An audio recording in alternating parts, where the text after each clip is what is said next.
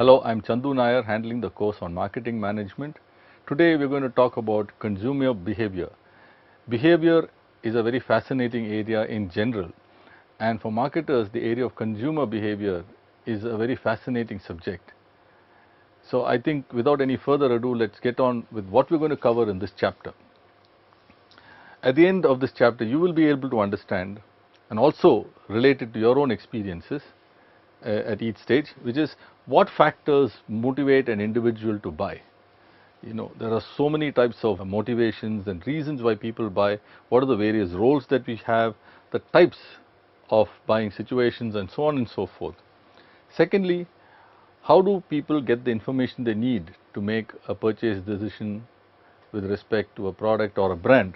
Third, what is the relative importance attached by decision makers to various aspects of a product?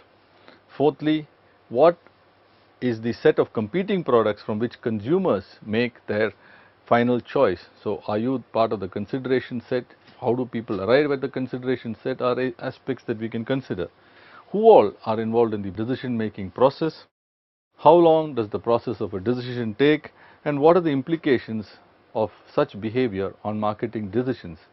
Now, what I would request you to do is try and relate all what we are going to take into account today and in almost every chapter with your own personal experiences with the people around you. Observe and correlate, because that's how you will understand the reality behind the various concepts being addressed in this course. Now, when you understand consumer buying processes, you as a marketer can end up being more successful, have the potential for greater success. Why? Because marketing management or marketing mix management focuses firstly and foremostly on the company's perspective. But many times what happens is that customers may see what you're offering in a completely different manner. Why do they see it in such a way? Why does your communication go differently from what you intended? Are things that you as a marketer must try and understand a lot better. So what happens is there is that moment of truth when the customer makes a purchase decision. So months of planning and execution may just be determined by that final decision that the customer takes, and it may all go to waste if it happens in a manner which you did not expect. Now, if you take a consumer, there are various roles that happen with the customer. One is the person who initiates the buying process. There can be several people involved, or it could be the same person sometimes rolled into all these roles. But the first and foremost is the person who determines that there is some need or want and authorizes a purchase or initiates the purchase. You can relate it to your own situation. For example, if you take, for example, what should a child eat for breakfast? Now the child may say, today I feel like having cereal of some sort. Now he may be the one who's initiating it. The second one is a person who influences the choice. It could be a pediatrician who says, for this growing child, given this child's exercise patterns and his nutritional needs, these are the kind of food items that you should be looking at as breakfast. So that can play a considerable role in the choice of the food that's served for breakfast. Third is the person who actually goes and buys it. Typically one might expect that it is the housewife, but today it so happens sometimes people might go as a family and buy things together in a grocery store, and there is the kid also who might play the actual role of going and picking up that box and putting it in the shopping basket. And finally is the person who actually uses it, which is, we go back to the child itself in the case of a cereal, who may actually be the actual consumer. Now there are several roles that you can see here, and actually some of these roles can be even added on to other roles. For example, there could be somebody who prepares something, who puts other things along with it. For example, if you take cereals, the mother might actually add some fruits along with it.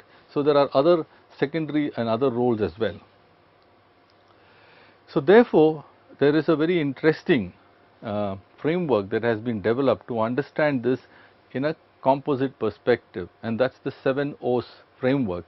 As you've seen with almost all of marketing, and almost any subject for that matter, if you typically answer the 5 W's and 1 H, who, what, when, where, why and how, you can understand a framework or a situation or a context much better. Similarly, in this particular case of consumer behavior, the 7 O's framework, which first and foremost talks about the occupant, which is who is the person out there in the marketplace. Typically, it's the consumer. 2 is the object, which is what is being purchased, and that is really the product or product offerings that are out there. Third is the objective. What need or want does the customer seek to satisfy by buying this particular object? 4 is the occasion, which is when does the customer buy? Is it a special situation? How often does he buy? Things like that. Then comes the outlet, which is where does he buy it from and why does he go there to buy that thing. Then is the operations, which is what all is involved in making sure that all these various constituents are actually meeting and concluding a transaction. And 7 is the organizations, who all are involved in making this happen. So as you can see, by actually slicing and dicing this and understanding the roles of each of these different O's, one can get a much better understanding of what all happens with respect to consumer behavior, because all of them in some manner or the other impinge on behavior. Similarly, one can classify customer behavior in terms of whether it's a high involvement purchase situation or a low involvement purchase situation on the one side, along with whether the alternatives are seen to have significant difference or the alternatives are seen not to have much of a difference. So, if you take a very high involvement product, okay, but the alternatives are not seen as having much of a difference. For many people, if you take males, the act of shaving might be a fairly routine activity. For most people, the choice of shaving creams might be restricted to 3-4 key brands, but they may not really see much of a difference between the various brands. So, and if the prices also seem to be more or less in the same range, then the real objective of the customer would be to just reduce a dissonance and make up his mind between the couple of the 2-3 products that he has in mind. So, let's take a look at each of these. Now, here, like I mentioned, he does not see much difference between the competing key brands, especially those in his consideration set. So, his real thing is, while he is involved because it's on his skin, etc., he is not too particularly enamored by the differences between the brands, and therefore he will really look at maybe price to some extent. If especially there's not much of a difference, he doesn't mind choosing anything, and therefore he'll choose a brand which reduces the dissonance.